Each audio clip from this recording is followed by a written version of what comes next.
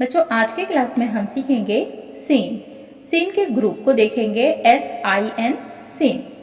इसका वेरिएंट देखिए, ये इस शक्ल का है, आधी शक्ल है, और ये भी आधी शक्ल है। ये छोटी सीन है और ये बड़ी सीन है। इसका साउंड है स, इसका साउंड है श, SH यानी कि श, बड़ी शीन की आवाज निकलेगी श।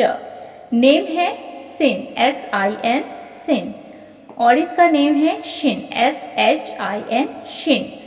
लेटर देखिए, ये छोटी सीन है और ये बड़ी शीन। ध्यान रहे, बड़ी शीन के ऊपर 3 नुक्ता। आइए से कुछ अल्फाज बनाए। यहाँ देखिए DAS, इसको हम लिखेंगे दास, दाल, अलीफ, और ये सीन, ये छोटी सीन है, दाल अलीफ सीन, दास। अब लिखना है JOSH, JO यानी कि जीम का आवाज है, और ये हम लिखेंगे जीम वाव, और ये बड़ी शीन।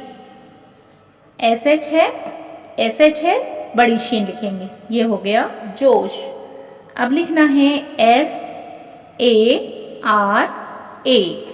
तो हम क्या लिखेंगे, ये छोटी सीन का है, सीन, सीन के साथ अलिफ मिलाएंगे, सा, ये आर है तो हम इसका लिखेंगे रे, रे के साथ अलिफ मिलाएंगे, ये हो गया सारा। दास, जोश, सारा।